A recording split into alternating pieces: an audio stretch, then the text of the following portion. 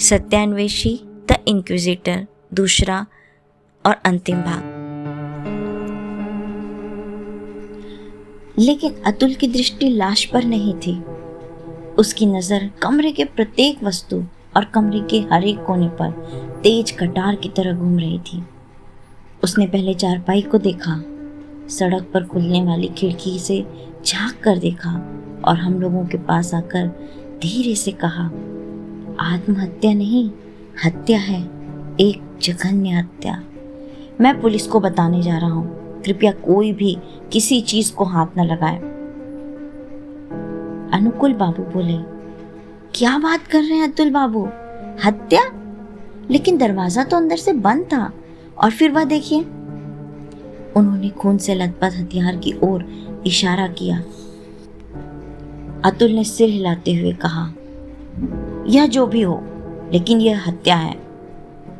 आप सब लोग यहीं रहें, मैं अभी पुलिस को बुलाकर लाता हूँ। वह तेजी से बाहर चला गया। अनुकूल बाबू हाथों में अपना सिर पकड़कर बैठ गए। हे भगवान, यह सब मेरे ही घर में होना था। पुलिस ने हम सभी से पूछताछ की, जिसमें नौकर और महाराज भी शामिल थे, लेकिन अश्वनी बाबू की मृत्यु पर किसी के बयान से यह पता नहीं लग पाया कि उनकी हत्या क्यों हुई। अश्वनी बाबू एक सीधे साधे सज्जन थे, जिनके मेस तथा दफ्तर के अलावा और कोई दोस्त नहीं थे। वे प्रत्येक शनिवार को अपने घर जाया करते थे।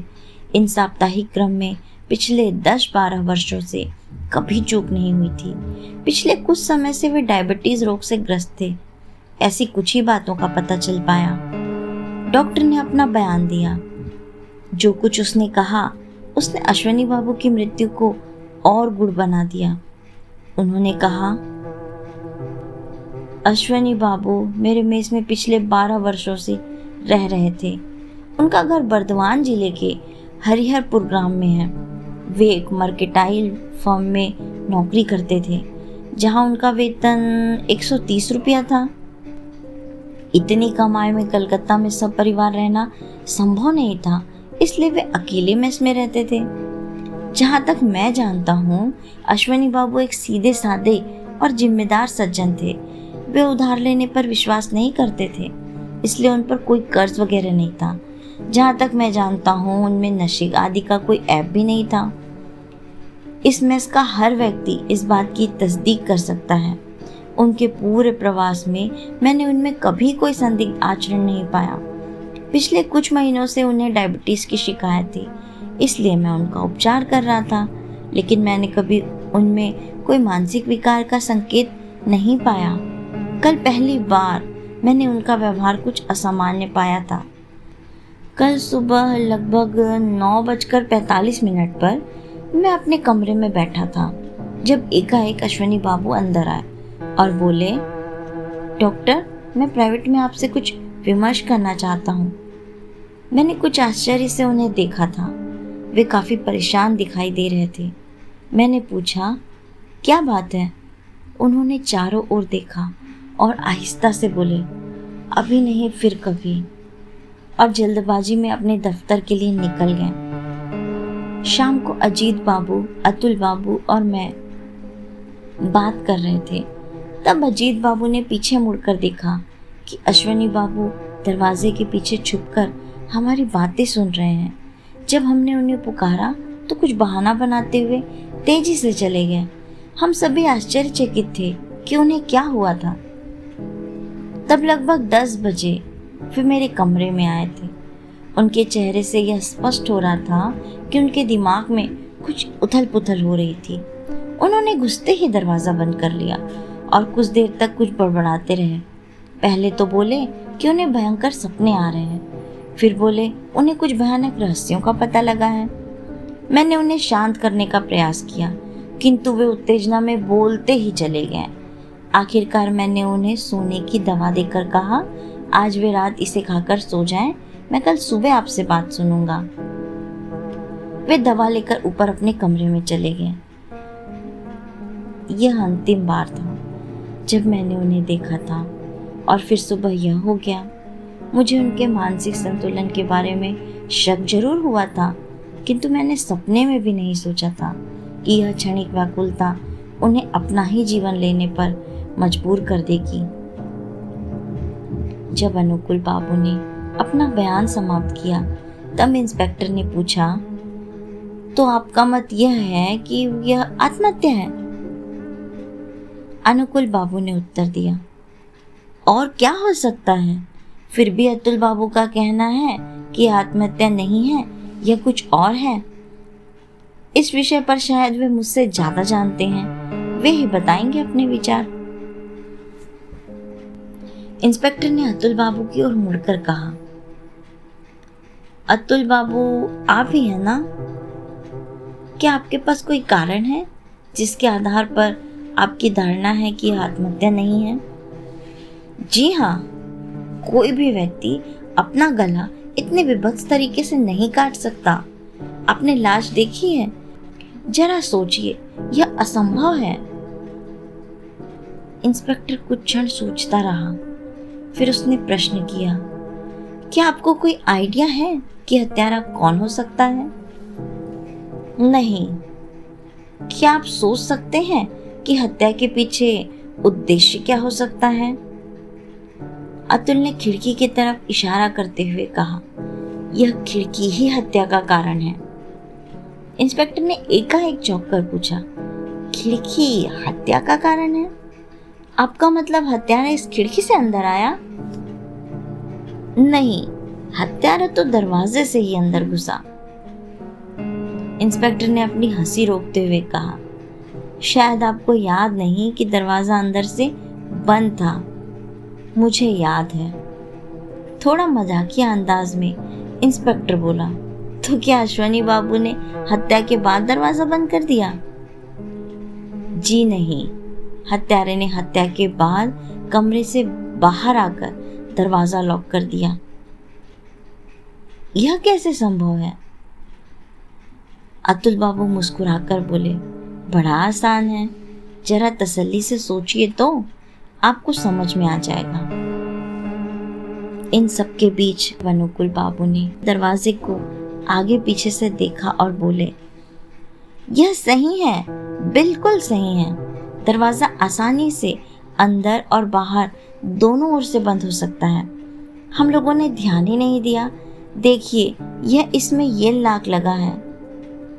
अतुल ने कहा, दरवाजे में लॉक लग जाता है यदि आप बाहर से लॉक लगा दें, तब अंदर से खोले बिना वह नहीं खुल सकता। इंस्पेक्टर अनुभवी था। गहन सोच में अपनी ठोड़ी को उंगली से ठोकते हुए बोला, यह मुमकिन है, लेकिन एक बात अभी भी उलझी हुई है। क्या इसका कोई सबूत है कि अश्वनी बाबू ने रात को दरवाजा खुला ही छोड़ दिया था? अतुल बोला, नहीं, सच्चाई यह है कि उन्होंने दरवाजा लॉक कर दिया था। इसका सबूत है। मैंने इस बात के सबूत के रूप में कहा, यह सही है क्योंकि मैंने दरवाजा बंद करने की आवाज सुनी थी। इंस्पेक्टर बोला, तो ठीक है, तब यह मुमकिन नहीं लगता कि अश्वनी बाबू उठकर अपने हत्यारे के लिए दरवाजा खोलेंगे, है कि नहीं? अतुल ने कहा, नहीं, लेकिन संभवतः आपको याद हो कि अश्वनी बाबू पिछले कुछ महीनों से एक बीमारी से ग्रस्त थे। बीमारी? ओ, आप ठीक कह रहे हैं अतुल बाबू, यह बात तो मेरे दिमाग से निकल ही गई। और फिर बड़े इत्मीनान से इंस्पेक्टर उसकी ओर मुड़कर बोला, मैं देख रहा हूँ आप काफी बुद्धिमान व्यक्ति हैं, क्यों नहीं पुलिस में भर्ती हो जाते? पुलिस में काफी आगे बढ़ जाएंगे। लेकिन मामला अब भी उलझा पड़ा है और उलझता ही जा रहा है। यदि यह वास्तव में हत्या ही है, तब यह स्पष्ट है कि हत्यारा बहुत ही शातिर है। क्या आप लोगों को यहाँ किसी पर संदेह है? उसने सभी को बारी बारी से देखना शुरू कर दिया।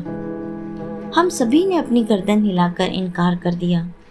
अनुकूल बाबू ने कहा, देखिए सर, आप शायद जानते होंगे इस इलाके में आए दिन हत्या होना बड़ी बात नहीं है। अभी परसों ही एक हत्या इस घर के ठीक सामने हुई थी। मेरा मानना है कि यह सारी हत्याएं एक दूसरे से जुड़ी हुई हैं।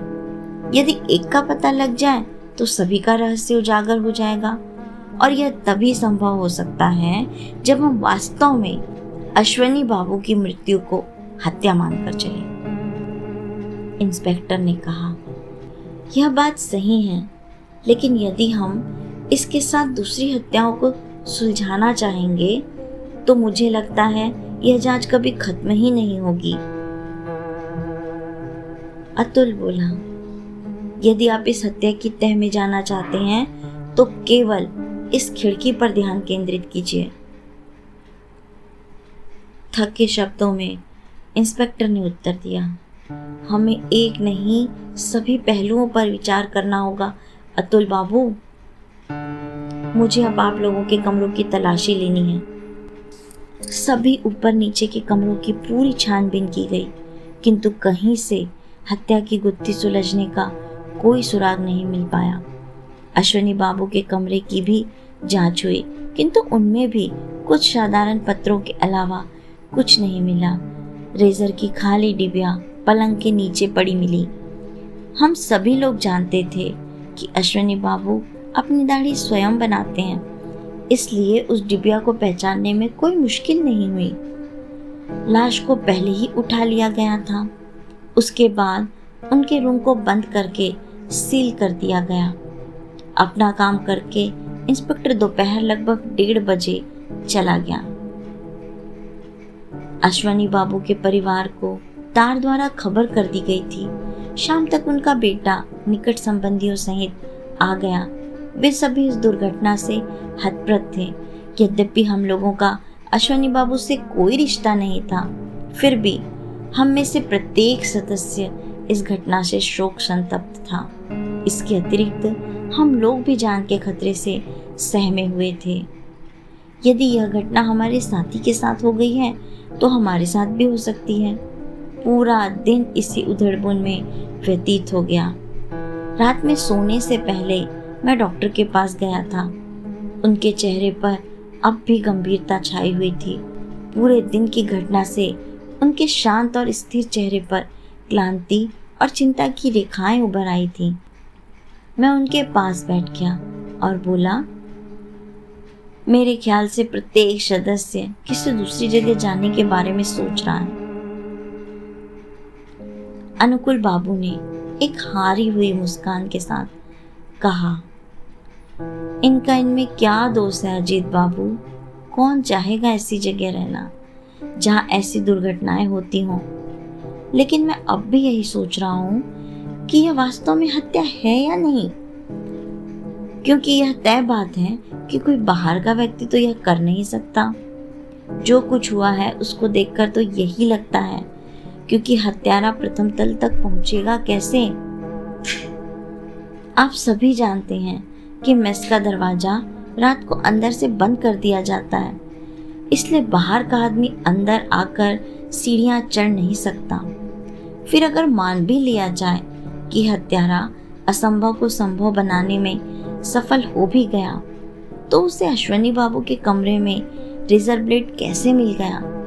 क्या ऐसा नहीं लगता कि संभावना को ज्यादा ही महत्व दिया जा रहा है? यह सब साबित करता है कि अपराध में बाहर व्यक्ति का हाथ नहीं है। ऐसी स्थिति में यह काम मेस में रहने वालों को छोड़कर और किसका हो सकता है?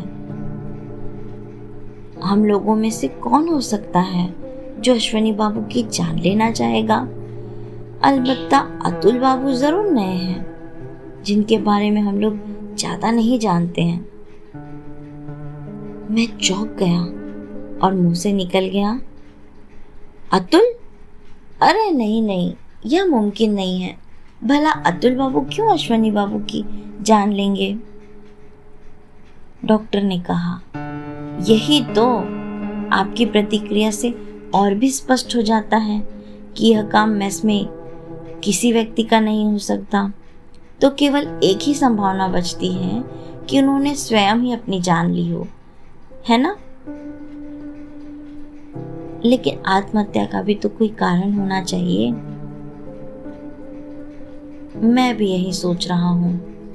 आपको याद है, मैंने कुछ दिन पहले आपसे कहा था कि इस इलाके में कोकेन स्मगलिंग का कोई गुप्त अड्डा है। कोई नहीं जानता कि उसका मुखिया कौन है।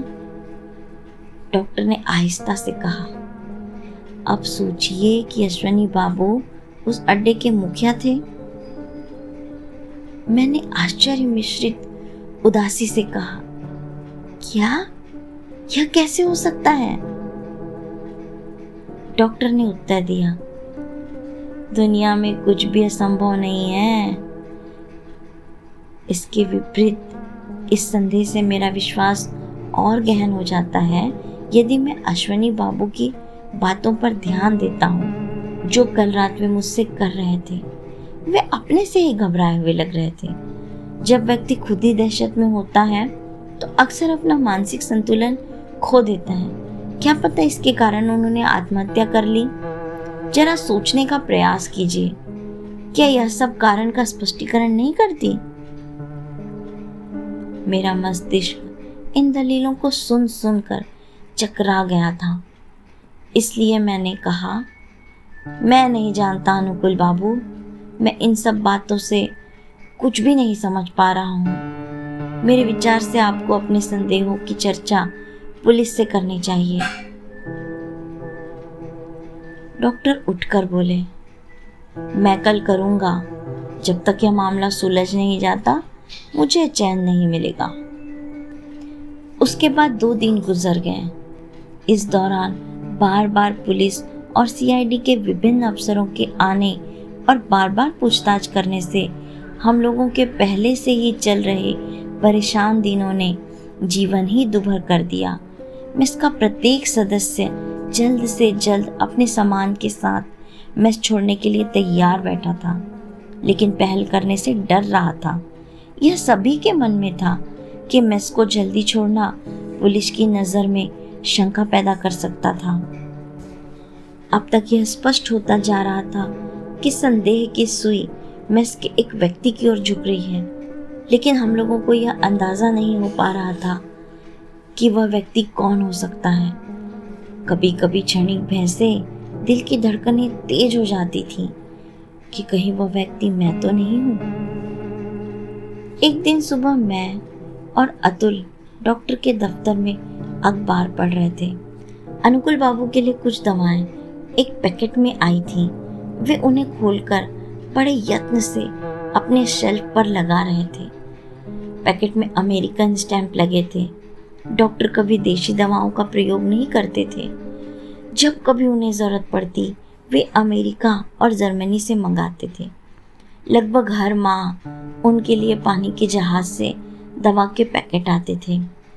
अतुल ने अखबार पढ़कर रख दिया और बोला, अनुकुल बाबू, आप दवाएं विदेशों से ही क्यों मंगाते हैं?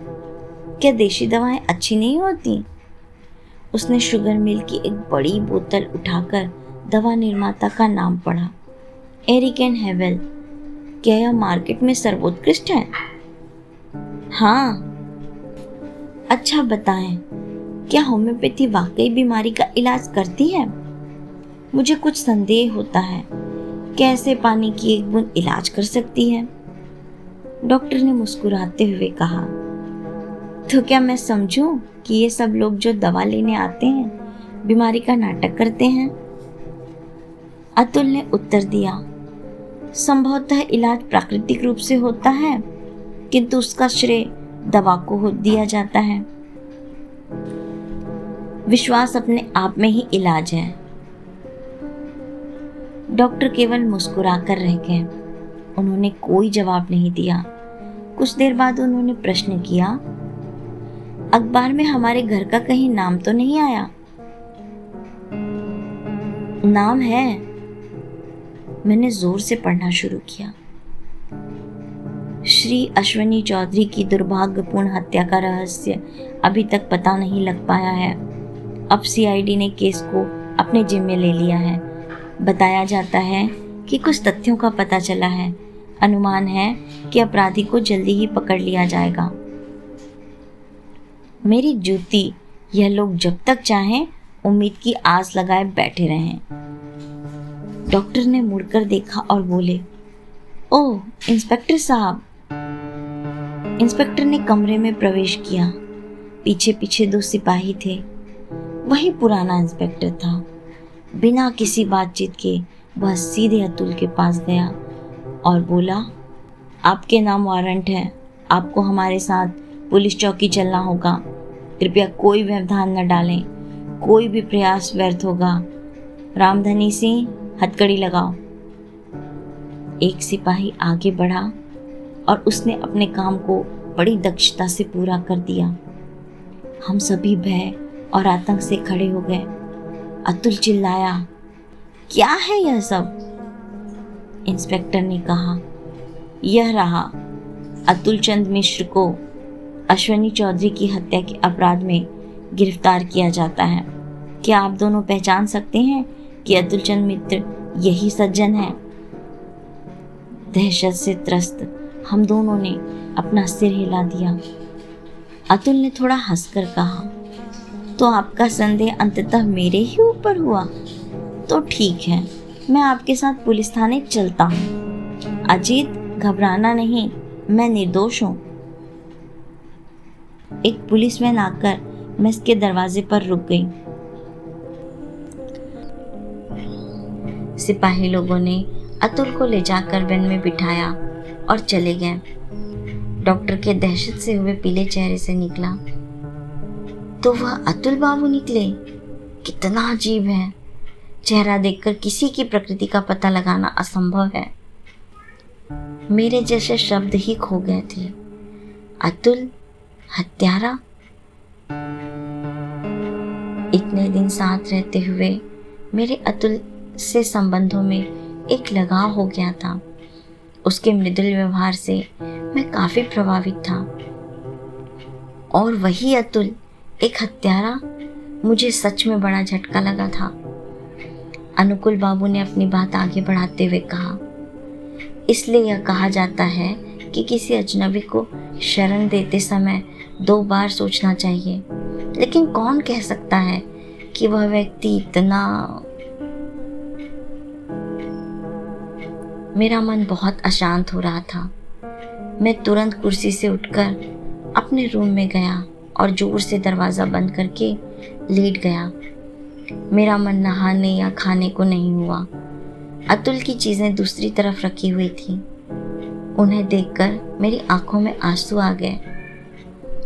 यह एहसास था कि वह कितना मेरे नज़दीक आ गया था।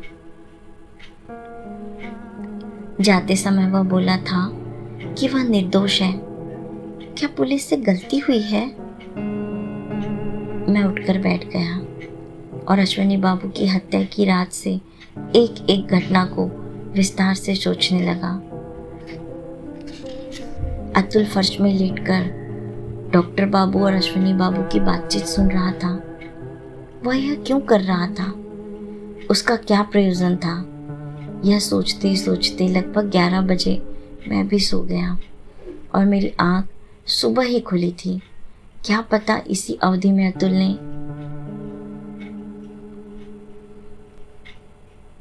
लेकिन वह अतुल ही था जो शुरू से यह कहता आ रहा है, यह हत्या है न कि आत्महत्या। यदि हत्या उसी ने की थी तो क्या वह ऐसा कहकर खुद ही अपने गले में फंदा लगाता? और क्या यह संभव है कि उसने अपने को संदेह से दूर रखने के लिए जानबूझकर यह कहा हो और पुलिस यह सोचे कि चूंकि उसने खुद ही हत्या की बात पर जोर दिया है इसलिए हत्यारा वह नहीं हो सकता? मैं अपने बिस्तर पर करवटें बदल बदल कर अपने मस्तिष्क को हर तरह से दौड़ाता रहा। उठकर तेज कदमों से इधर उधर चलकर विचारों में मग्न रहा। अब दोपहर हो गई, घड़ी ने 3 बजाए। मुझे विचार सूझा, क्यों न मैं किसी वकील से राय लूं। मैं समझ नहीं पा रहा था कि ऐसी परिस्थिति में क्या किया जाए। नहीं मैं किसी वकील को जानता था। जो भी हो, मैं सोचा कि वकील ढूंढना उतना मुश्किल नहीं है। मैं कपड़े बदलने लगा। इतने में दरवाजे पर आहट सुनाई दी। कोई बुला रहा था। मैंने दरवाज़ा खोला तो देखा अतुल खड़ा है। अतुल, तुम हो? मैंने खुशी से उसे बाहों में भर लिया। सारी दुविधाएं कि वह अपराधी है या नहीं सब मेरे दिमाग से हट गई, जैसे कभी आई ही ना हो। उसके बाल उलझे थे और चेहरे पर थकान थी। वह मुस्कुरा कर बोला, हाँ अजीत, मैं हूँ अतुल। उन्होंने मुझे बड़ा हैरान किया। बड़ी मुश्किल से मुझे एक सज्जन मिले जिन्होंने मेरी बेल कराई, अन्यथा आज मुझे जेल जाना पड़ता। तुम कहीं जाने के लिए निकल रहे थे? जरा संकोच से मैं बोला, वकील के पास। अतुल ने मेरे हाथों को प्यार से दबाकर कहा, मेरे लिए? यदि ऐसा है तो अब आवश्यकता नहीं है। जो भी हो, इसके लिए धन्यवाद। मुझे फिलहाल अस्थाई बेल मिल गई है। हम लोग वापस कमरे में आकर बैठ गए। अपनी कमीज उतारते हुए अतुल बोला, उफ, मेरा सिर चकरा रहा है। मैंने दिन भर से कुछ नहीं खाया है। लगता है तुमने भी नहीं खाया है। तो चलो जल्दी से नहा लें और चलकर खाना खाएं। मेरे पेट में चूहे कूद रहे हैं। मैं अपने संदेह को समाप्त करना चाहता था, इसलिए मुंह से निकल गया, अतुल, तुमने क्या अश्वनी बाबू की हत्या की है या नहीं? अतुल फीकी हंसी हंसकर बोला, यह बहस हम लोग बाद में करेंगे। इस समय हमें ज़रूरी है खाना। मुझे चक्कर आ रहे हैं, लेकिन इस समय नहाने से अधिक और कुछ ज़रूरी नहीं। डॉक्टर कमरे में आ गए। अतुल ने उन्हें देखकर कहा, अनुकूल बाबू, कहावत के अनुसार विलक्षण प्रतिभा की तरह मैं वापस लौट आया। अंग्रेजी में एक कहावत है, खोटा सिक्का नहीं चलता। मेरी स्थिति बिल्कुल वैसी ही है। पुलिस ने भी बैरंग वापस कर दिया। गंभीर मुख मुद्रा में डॉक्टर ने कहा, अतुल बाबू, यह जानकर खुशी हुई कि आप वापस लौट आए। शायद पुलिस ने भी आपको निर्दोष पाया हो और छोड़ दिया हो, लेकिन आप अब यहाँ और नहीं। मैं समझता हूँ आप समझ गए होंगे मेरा मंतव्य क्या है। यह पूरे मेस का सवाल है। सभी चाहते हैं जाना। देखिए, मुझे अन्यथा न लीजिए। मुझे आपके खिलाफ व्यक्तिगत रूप से कुछ नहीं है, पर अतुल ने तुरंत जवाब दिया, ओह, मैं समझ गया। निश्चित रूप से मुझ पर तो अपराधी का बिल्ला लग चुका है। मुझे शरण देकर आप क्यों मुसीबत में पड़ना चाहेंगे? क्या पता पुलिस आपके विरुद्ध भी अपराध उकसाने या मदद करने का चार्ज लगा सकती है। कैसे कहा जाए? तो क्या आप चाहते हैं कि मैं आज ही मेस छोड़ दूं? डॉक्टर कुछ देर तो चुप रहा, फिर अनिच्छा से बोला, ठीक है, आज रात रह जाइए, किंतु कल सवेरे। अतुल बोला, जरूर, मैं कल आपको कष्ट नहीं दूंगा। कल मैं अपनी जगह तलाश कर लूंगा। जहां भी हो, कुछ न मिला तो अंततः पड़ोस की उड़िया होटल में तो मिल ही जाएगा। और वह हंस दिया। अनुकूल बाबू ने पुलिस स्टेशन में हुई बातों को पूछना चाहा, जिसके उत्तर में अतुल दो एक मामूली बातें बताकर नहाने चला गया। डॉक्टर ने मुझसे कहा, मुझे लग रहा है कि मैंने अतुल बाबू को नाराज कर दिया, लेकिन मेरे पास कोई दूसरा उपाय नहीं है। मैं पहले ही बदनाम हो चुका है। यदि मैं उसमें किसी अपराधी को और शरण दूं, तो सुरक्षा की दृष्टि से क्या यह सही होगा? आप ही कहिए। सच्चाई यह थी कि सुरक्षा और अपने को बचाए रखने के एहतियात के लिए किसी को दोषी ठहराया नहीं जा सकता। मैंने उदासी में सिर हिलाकर हाँ में हाँ मिलाई और कहा, देखिए, आप मेस के स्वामी हैं, इसलिए आप जो ठीक समझते हैं वह आपको करना पड़ेगा। मैंने भी कंधे पर तौलिया डाला और बाथरूम की तरफ बढ़ गया। डॉक्टर पश्चाताप की मुद्रा में चुपचाप अकेले बैठे रह गए। मैं और अतुल लंच के बाद अपने कमरे में आ रहे थे कि देखा घनश्याम बाबू दफ्तर से आ रहे हैं। उन्होंने जैसे ही अतुल को देखा तो चेहरा सफ़ेद हो गया। चिल्लाकर बोले, अतुल बाबू आप? क्या वाकई में?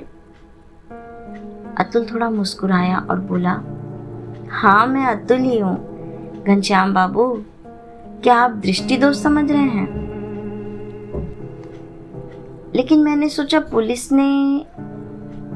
उन्होंने 2 बार थूक को गले में निगला और तेजी से अपने कमरे में चले गए।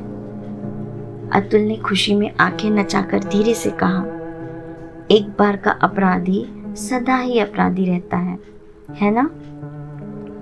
लगता है घनश्याम बाबू मुझे देखकर चौंक कर घबरा गए। उसी शाम अतुल ने बताया, ए भाई, हमारे दरवाजे में जो लॉक लगा है लगता है वह टूट गया है। मैंने भी देखा, हमारे दरवाजे का विदेशी ताला काम नहीं कर रहा था। हमने अनुकूल बाबू को बताया। उन्होंने भी आकर देखा और बोले, विदेश के तालों में यही समस्या है, जब तक ठीक है तब तक बढ़िया काम करते हैं, पर जब खराब हो जाए तो इंजीनियर को छोड़कर कोई बना ही नहीं सकता। हमारे विदेशी ताले इससे कहीं अच्छे हैं। जो भी हो, मैं कल सुबह पहला काम इसे ठीक करवाऊंगा। और वे सीढ़ियों से वापस उतर गए। रात को सोने से पहले अतुल ने कहा, अजित सिर दर्द से फटा जा रहा है, क्या तुम कुछ सुझा सकते हो? मैंने कहा, तुम अनुकूल बाबू से दवा क्यों नहीं ले लेते? अतुल बोला, होम्योपैथी, क्या उससे कुछ होगा? चलो ठीक है, देखा जाए, पानी की बूंदें क्या कुछ कर सकती हैं। मैंने कहा, मैं भी चलता हूँ तुम्हारे साथ, मुझे भी कुछ अच्छा नहीं लग रहा है। डॉक्टर अपनी दुकान बंद करने जा रहे थे। हमें देखते ही उन्होंने प्रश्नवाचक दृष्टि से देखा। अतुल बोला, हम लोग आपकी दवा चखने आए हैं। मुझे बड़े जोरों का सिर दर्द हो रहा है, क्या आप मदद कर सकते हैं? डॉक्टर ने प्रसन्न मुद्रा में कहा, अवश्य, मैं ज़रूर आपको राहत दिला सकता हूँ। यह और कुछ नहीं, थोड़ी सी बदहजमी है जो आपको परेशान कर रही है, इसी से सिर दर्द है। बैठिए, मैं अभी एक डोज देता हूँ। उन्होंने कुछ ताज़ी दवाई सेल्फ से निकाली, एक पुड़िया बना कर दी और बोले, जाइए, इसे खाकर सो जाइए। आपको याद भी नहीं रहेगा कि आपको सिर दर्द था भी या नहीं। अजीत बाबू, आप भी कुछ बुझे बुझे लग रहे हैं। उत्तेजना के बाद आप भी थकान से पस्त दिखाई देते हैं। क्यों, है ना यही बात? तो क्यों न मैं आपको भी दवा दे दूं, ताकि सुबह आप भी स्वस्थ और ताज़ा महसूस करें। हम दवा लेकर वापस जा ही रहे थे कि अतुल ने अनुकूल बाबू से पूछा, क्या आप व्योमकेश बख्शी नामक किसी व्यक्ति को जानते हैं? थोड़ा चौंक कर अनुकूल बाबू बोले, नहीं तो, ये कौन है? अतुल ने कहा, मैं भी नहीं जानता, मैंने इसका नाम आज पुलिस स्टेशन में सुना। मुझे लगा वे ही इस केस के इंचार्ज हैं। डॉक्टर ने दोबारा सिर हिलाकर कहा, नहीं, मैंने कभी यह नाम नहीं सुना। अपने कमरे में लौटने के बाद मैंने कहा, अतुल, अब तुम्हें मुझे सब कुछ बताना होगा। क्या सब कुछ बताऊं? तुम मुझसे कुछ छिपा रहे हो, लेकिन यह नहीं चलेगा, तुम्हें मुझे सब कुछ बताना होगा। अतुल कुछ देर शांत रहा, फिर एक नज़र दरवाजे पर डालकर वह बोला, अच्छा ठीक है, मैं बताता हूँ, आओ इधर आकर मेरे बेड पर बैठो। मैं भी सोच रहा था कि समय आ गया है कि तुम्हें भी कुछ बता दिया जाए। मैं उसके बेड पर बैठ गया। अतुल भी दरवाज़ा बंद करके मेरे पास ही आ बैठा। मेरे हाथ में दवा की पुड़िया थी। मैंने सोचा मैं उसे खा लूं, फिर उसकी बात सुनूं। लेकिन जैसे ही मैं दवा खाने को उठा, उसने टोक दिया, उसे अभी रहने दो, पहले मेरी कहानी सुन लो, फिर उसे ले लेना। उसने लाइट बुझा दी और मेरे कान के पास आकर आहिस्ता से अपनी कहानी सुनाने लगा। मैं चुपचाप दहशत में और कभी प्रशंसा में पूरी कहानी सुनता रहा। करीब पौन घंटे के बाद संक्षेप में अपनी कहानी कहकर अतुल बोला, आज के लिए इतना पर्याप्त है, शेष कहानी कल तक इंतज़ार कर सकती है। उसने घड़ी के चमकते डायल को देखा। अभी काफ़ी समय है, 2 बजे से पहले कुछ नहीं होगा। क्यों न तब तक थोड़ी नींद ले लें, मैं समय होने पर जगा दूंगा। लगभग 1:30 बजे मैं जागा हुआ लेटा था। मेरे कान इतने सजग थे कि मुझे अपने हृदय की धड़कन भी साफ सुनाई दे रही थी। मेरी मुट्ठी में वह वस्तु जकड़ी हुई थी जो अतुल ने मुझे दी थी। अंधकार में सन्नाटे के अलावा कुछ नहीं था। एकाएक मेरे कंधे पर अतुल के हाथ से मैं सजग हो गया। यह संकेत हमने पहले ही तय कर लिया था। मेरी सांस धीमी और गहरी हो गई, जैसे सोए हुए व्यक्ति की हो। मुझे लग रहा था कि वह घड़ी आ गई है। कब दरवाज़ा खुला मुझे पता नहीं चला, लेकिन एकाएक अतुल के बेड पर एक धमाका हुआ और कमरे में रोशनी हो गई। मैं हाथ में लोहे की छड़ लेकर झपट्टे के साथ खड़ा हो गया। मैंने देखा अतुल हाथ में रिवॉल्वर लिए और दूसरे हाथ में लाइट के स्विच को दबाए खड़ा है। अतुल के बेड के पास घुटनों के बल झुके हुए अनुकूल बाबू अतुल को ऐसे घूर रहे हैं जैसे एक घायल शेर अपने शिकारी को घूरता है। अतुल की आवाज गूंजी, क्या दुर्भाग्य है अनुकूल बाबू, आप जैसा अनुभवी व्यक्ति अंततः एक तकिया में ही घोंप पाया। यही ना, जरा भी हिलने की कोशिश न कीजिए और छुरा फेंक दीजिए। जरा भी हिले तो गोली चला दूंगा। अजीत, जाकर खिड़की खोल दो, देखो पुलिस बाहर खड़ी इंतजार कर रही है, जरा देखो ना। डॉक्टर मौका देखकर दरवाजे की ओर झपटा, लेकिन अतुल के मजबूत हाथ का एक मुक्का उसके जबड़े पर लगते ही वह गिर पड़ा। डॉक्टर उठ बैठा और बोला, ठीक है, मैं भागने की कोशिश नहीं करूंगा, लेकिन दया करके यह तो बता दो कि मुझे किस बात का अपराध लगेगा। उसकी फहरिस्त बनाने में बहुत समय लगेगा डॉक्टर। पुलिस ने पूरी चार्जशीट बना ली है, वह समय आने पर आपको मिल जाएगी, लेकिन अभी के लिए। उसी समय पुलिस इंस्पेक्टर कमरे से अंदर आते हुए दिखा, उसके पीछे सिपाही। अतुल ने अपनी बात जारी रखते हुए कहा, अभी के लिए मैं आपको सत्यान्वेषी व्योमकेश बख्शी पर हमला करने और उनकी हत्या करने की कोशिश के लिए पुलिस को सौंपता हूँ। इंस्पेक्टर, ये है अपराधी। इंस्पेक्टर ने बिना कुछ कहे अनुकूल बाबू के हाथों में हथकड़ी पहना दी। डॉक्टर ने खूंखार आंखों से देखा और बोला, यह षड्यंत्र है। इस व्योमकेश बख्शी और पुलिस ने मिलकर मुझे झूठे केस में फंसाया है, लेकिन आपको छोड़ूंगा नहीं। देश में कानून है और मेरे पास पैसे की भी कमी नहीं है। अतुल ने कहा, जरूर कीजिए, आखिर बाजार में कोकेन का अच्छा दाम मिलता है। विकृत चेहरा बनाकर वह डॉक्टर बोला, कोई सबूत है मैं कोकेन का धंधा करता हूँ? जरूर है अनुकूल बाबू, शुगर मिल्क की बोतलों में क्या है? डॉक्टर इस प्रकार चौंका जैसे उसके पैर के नीचे सांप आ गया हो, पर बोला कुछ नहीं। उसकी आंखों से अतुल के लिए क्रोध और चिंगारियां निकलती रहीं।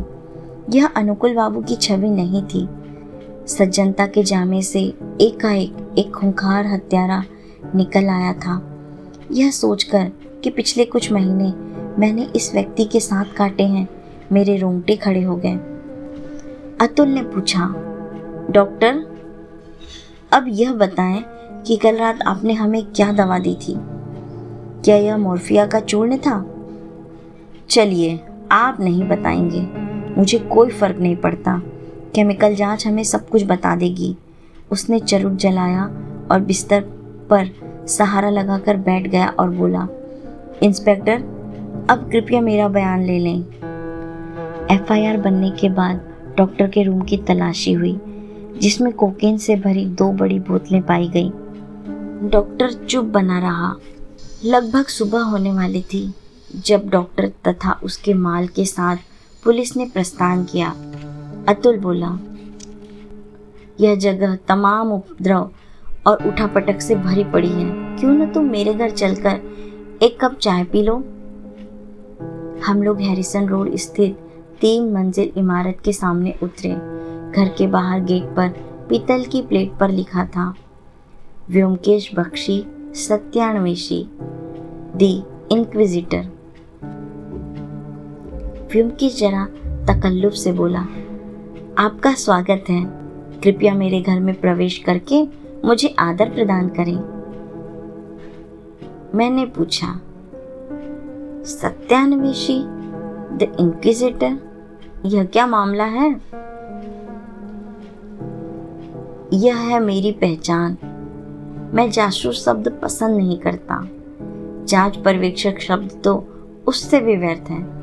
इसलिए मैं अपने आप को सत्यान्वेषी अर्थात सच की खोज करने वाला कहता हूँ। क्या बात है, आपको पसंद नहीं? व्योमकेश इमारत की पूरी दूसरी मंजिल में रहता था। कुल मिलाकर 4 से 5 विशाल कमरे थे जिन्हें पूरी रुचि के साथ सजाया गया था। मैंने पूछा, क्या तुम अकेले ही रहते हो? हाँ, केवल मेरा सेवक पुतीराम साथ रहता है। मैंने निश्वास छोड़कर कहा, बहुत ही अच्छी जगह है। कब से रहते आए हो? लगभग 1 वर्ष हो गया। थोड़े समय के लिए नहीं था जब मैं तुम्हारे मेस में रुका हुआ था। इसी बीच पुतीराम ने स्टोव जलाकर चाय बना दी थी। व्योमकेश ने गर्मा गर्म चाय की चुस्की लेकर कहा, मैं समझता हूँ कुछ दिन जो मैंने भेष बदल कर तुम्हारे यहाँ बिताए वास्तव में काफी रोचक रहे, लेकिन अंतिम दिनों में डॉक्टर ने पकड़ लिया था और इसके लिए मैं ही जिम्मेदार था। वो कैसे? खिड़की के बारे में मैंने ही पहली बार बताया था और वही मेरा भेदिया हो गया। अब भी नहीं समझे? अरे भाई, अश्वनी बाबू ने इसी खिड़की से तो। ऐसे नहीं, अब कहानी शुरू से बताइए। व्योमकेश ने चाय की दूसरी चुस्की लेकर कहा, कुछ तो मैंने तुम्हें कल रात ही बता दिया था। अब शेष कहानी सुनो। तुम्हारे इलाके में जो आए दिन हत्याएं हो रही थी, उसको लेकर पुलिस कुछ महीनों से काफी परेशान थी। पुलिस पर एक ओर सरकार का दबाव बढ़ रहा था, दूसरी ओर प्रेस अपना अभियान चलाए हुए था और जरा भी मौका मिलने पर सरकार का गला पकड़ रहा था। ऐसी स्थिति में मैंने पुलिस कमिश्नर से समय मांगा और उन्हें बताया कि मैं एक प्राइवेट डिटेक्टिव हूँ और मुझे विश्वास है कि इन हत्याओं के पीछे के रहस्य का पता लगा सकता हूँ। काफी चर्चा के बाद कमिश्नर ने आज्ञा प्रदान कर दी थी कि मैं स्वतंत्र रूप से इन मामलों की छानबीन कर सकता हूँ। शर्त केवल यह थी कि स्वीकृति की जानकारी मेरे और कमिश्नर के बीच ही रहेगी। और इस प्रकार मैं तुम्हारे मेस में आया। छानबीन के लिए यह जरूरी था कि मुझे काम करने के लिए ऐसा स्थान मिले जो वारदात के निकट हो। इसी उद्देश्य से मैंने तुम्हारे मेस का चयन किया। उस समय मुझे यह पता नहीं था कि विपरीत पार्टी का कर्मस्थल भी वही मेस है। शुरू से डॉक्टर स्वभाव से अत्यंत सज्जन पुरुष लगा। मुझे इस बात का भी भान हुआ कि होम्योपैथी जैसा पेशा गैर कानूनी कोकेन स्मगलिंग को रोकने के लिए एक बहुत ही कारगर उपाय है, किंतु तब तक मैं इस निर्णय पर नहीं पहुंच पाया था कि इस धंधे का रिंग लीडर कौन हो सकता है। मुझे पहली बार डॉक्टर पर संदेह अश्वनी बाबू की मृत्यु से एक दिन पूर्व हुआ। शायद तुम्हें याद हो, उस दिन हमारे मेस के सामने एक गरीब अबंगाली की लाश मिली थी। जब डॉक्टर ने सुना जो व्यक्ति मरा था उसकी धोती के फेंटे से 1000 के नोट मिले हैं, तो उसके मुंह पर क्षण भर के लिए नोटों के हाथ से निकलने के लालच का भाव झलका था। उसके बाद से मेरे सारे संदेह उस पर ही केंद्रित हो गए। फिर उस दिन की घटना, जब अश्वनी बाबू छुपकर हमारी बातें सुन रहे थे। दरअसल वे हमारी बातें सुनने नहीं आए थे, बल्कि डॉक्टर से बात करने आए थे। जब उन्होंने देखा हम लोग बैठे हैं तो कुछ बहाना बनाकर ऊपर अपने कमरे में चले गए। अश्विनी बाबू के व्यवहार से मैं भी कुछ समझ नहीं पा रहा था और कुछ समय मैं भी इस उधेड़बुन में रहा कि कहीं वे ही अपराधी तो नहीं। तब मैंने उनकी अनुकूल बाबू से हुई बातों को फर्श पर लेटकर सुना। तब भी मेरे मस्तिष्क में कुछ स्पष्ट नहीं हो पा रहा था, लेकिन इतना मुझे आभास हो गया था कि अश्विनी बाबू ने कोई भयंकर घटना देखी है। लेकिन जब उस रात उनकी हत्या हुई तो मेरे मस्तिष्क में सब कुछ स्पष्ट हो गया। क्या अब भी तुम समझ नहीं पाए?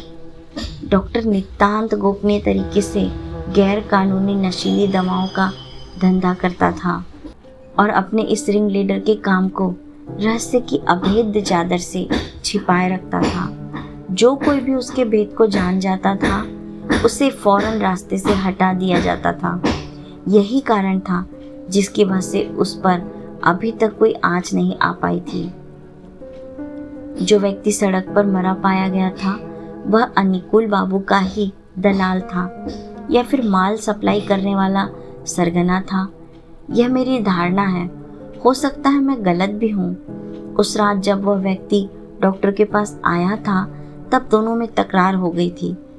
हो सकता है उस आदमी ने अनुकूल बाबू को ब्लैकमेल करने की कोशिश की हो या उन्हें पुलिस में जाने की धमकी दी हो, और जब वह जाने लगा हो तो अनुकूल बाबू ने उसका पीछा किया और मौका मिलते ही उसे समाप्त कर दिया। अश्विनी बाबू ने यह घटना अपनी खिड़की से देख ली और कुछ मतिभ्रष्ट हो जाने की स्थिति में इस घटना की जानकारी डॉक्टर को देने चले गए। मैं कह नहीं सकता उनकी मंशा क्या थी। वे अनुकूल बाबू के एहसानों से दबे हुए थे और शायद इसलिए अनुकूल बाबू को इस घटना से सचेत करना चाहते थे, लेकिन उसका परिणाम ठीक इसके विपरीत हुआ। डॉक्टर की नज़र में अश्विनी बाबू ने जिंदा रहने का अधिकार खो दिया था। उसी रात जब वे बाथरूम जाने के लिए उठे थे उनकी नृशंस हत्या कर दी गई।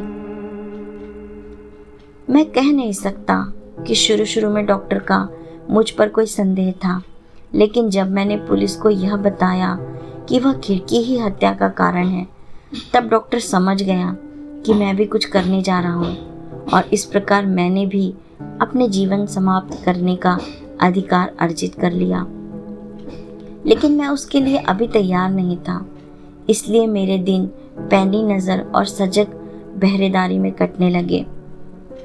और तब पुलिस ने एक भूल कर दी, मुझे गिरफ्तार कर लिया। जो भी हो, कमिश्नर ने स्वयं आकर मुझे छुड़ा दिया। मैं मेस में लौट आया और तभी अनुकूल बाबू को विश्वास हो गया कि मैं इन्वेस्टिगेटर हूँ, लेकिन उन्होंने अपने विचारों को छुपा लिया और विशाल हृदय दिखाते हुए मुझे उस रात रहने की अनुमति दे दी। इस दरिया दिली का एक ही उद्देश्य था कि उसी रात किसी भी समय मुझे मौत के घाट उतार दिया जाए। मैं जितना डॉक्टर के बारे में जानता था उतना शायद कोई नहीं जान पाया था। तब तक डॉक्टर के खिलाफ कोई सबूत नहीं था। उस समय उसके कमरे की यदि तलाशी हो जाती तो कुछ कोकेन के बोतलों के सिवा कुछ नहीं मिलता, जिसके बिना पर उसे जेल हो जाती। पर अदालत में कानून की निगाह में यह साबित नहीं किया जा सकता था कि वह एक जघन्य हत्यारा है, इसलिए मुझे उसे ट्रैप करना ज़रूरी था। दरवाजे के ताले में एक नाखून फंसाकर मैंने ही उसे जाम किया था। जब डॉक्टर ने सुना तो मन ही मन प्रसन्न हो गया कि हमारा दरवाज़ा रात में खुला ही रहेगा। और अंत में जब हमने उससे दवा मांगी तो उसे अपने भाग्य पर यकीन ही नहीं हुआ। उसने मोर्फिया की डोज दी और समझ लिया कि हम उसे खाकर उसके आने तक बेहोश हो जाएंगे और वह बड़ी आसानी से हमें हमेशा के लिए नींद की आगोश में सुला देगा। और इस प्रकार वह खुद मेरे जाल में फंस गया। और क्या, मैंने कहा, अब मुझे जाना चाहिए। तुम तो फिलहाल उस ओर जाना नहीं चाहोगे? नहीं, पर क्या तुम मेस जा रहे हो? हाँ। क्यों? क्या मतलब है क्यों का? अरे भाई, क्या मुझे वापस नहीं जाना है? मैं सोच रहा था कि तुम्हें भी अंततः मेस तो छोड़ना ही पड़ेगा, तो क्यों न यहाँ आकर मेरे साथ ही रहो। यह भी तो अच्छी ही जगह है। कुछ क्षण की शांति के बाद मैं आहिस्ता से बोला, क्या मेरा एहसान उतारना चाहते हो? व्योमकेश ने अपनी बाहें मेरे कंधे पर रख दी और कहने लगा, अरे नहीं भाई, ऐसा कुछ नहीं है। मैं सोचने लगा हूँ कि तुम नहीं रहोगे तो तुम्हारी कमी महसूस होगी। मैं कुछ सप्ताह में तुम्हारे साथ रहने का आदी हो गया हूँ। क्या वाकई ऐसी बात है? इससे ज्यादा नहीं। ऐसी बात है तो यही रहूं। मैं अपना सामान लेकर आता हूँ। मुस्कुराकर व्योमकेश ने कहा, मेरा सामान भी लाना न भूलना। तो कैसी लगी व्योमकेश बख्शी की पहली कहानी? इस प्रकार और रहस्यमयी और जासूसी कहानियों के लिए जुड़े रहें मेरे चैनल के साथ।